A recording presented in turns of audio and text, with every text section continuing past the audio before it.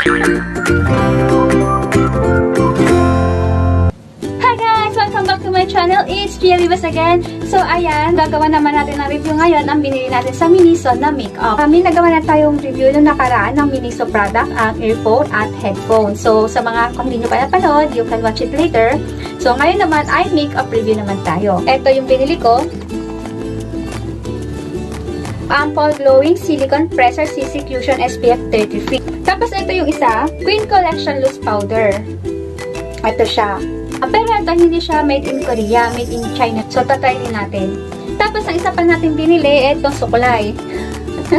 Sabihin nyo, ano ba yan? Suklay lang naman yan. Hindi po lang. Dahil, di ba, meron tayong in-upload na nakaraan about sa hair care and tips. So, sa mga hindi pa nakapanood, you can watch it later about sa hair care and tips. So, ito, isa sa magandang suklay na pwede nyong gamitin.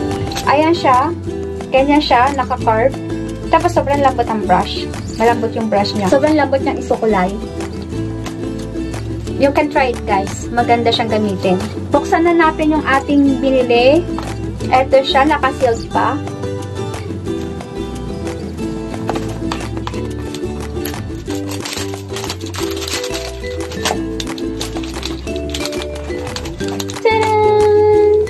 So, ayan, silver siya. Tingnan natin yung loob niya. Paano ba ito buksan? Ayan, ganyan siya buksan. Ganyan siya. Oh, diba? Tapos, ito yung kanyang cushion. Ito, may cover pa pala siya. Ayan siya. Mabango siya. Sobrang light lang ng amoy niya. Hindi siya mabango. So, try natin. Nakalagay push. May nakalagay siya dito push. Hindi niyo yata makita sa camera ko. Pero may nakalagay siya sa likod na push. So, tatry natin i-push. Ay! Ay! Ay! Ay, papa! Mahulog. Kapag napapalitan pala siya, guys. Napapalitan siya. Ayan, nakalagay sa likod, push down. Kapag nag-push ka, matatanggal na yung ano niya. So, siguro napapalitan to. So, ayan siya. Try natin. So, ayan, meron tayong pimples. May mga pimples tayo, may mga nagbabalik. Minsan talaga may mga nagbabalik na nagbalik lang para saktan lang tayo. So, ayan, try na natin. Push lang natin siya para lumabas. So, ayan siya. Try natin siya. Dito na ako magsalamin. Wala akong dalang salamin. Try natin dito. Oh, maganda siya, guys. Cover yung ating pimples pati, oh. Lagyan natin yung ating eye bags. Kapupuyat natin. Nabubusog na yung eye bags natin. Oh, maganda siya, guys.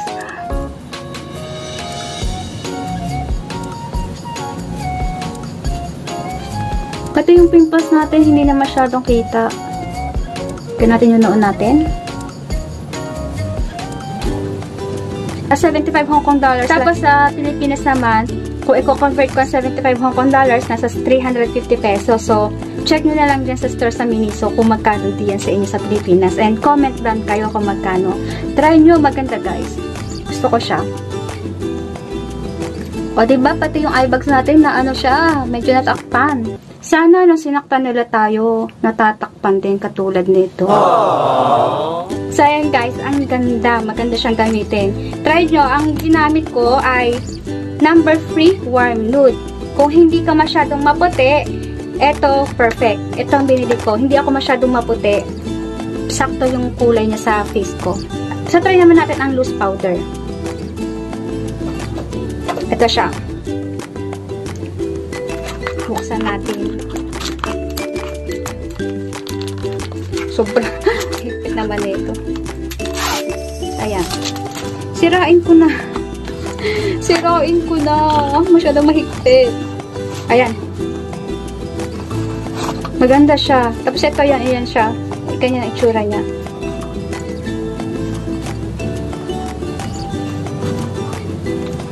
Tingnan natin kung match sa binili nating Silicone Press CC Cushion. Okay lang. Okay naman yung amoy niya. Mas mabango pa rin yung isa. So, ayan siya.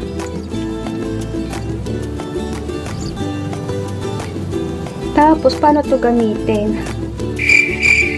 May plastic yata to. Ah, may plastic pala siya. Toinks. May plastic pala, guys. Ayan siya, yan yung loob niya. Tapos, pagbukas niya, yan yung loob niya. Tapos, may plastic pala siya. May sticker. Okay naman siya. Mabango din naman siya. So, ayan siya, guys. Makita nyo ba? Hindi ko maitaob. Baka matapon siya. Ay, natapon na nga. So, try natin. Ganyan siguro siya. Hindi ko alam kung paano gamitin. So, taob natin. So, ayan. Try natin. Ganyan siya.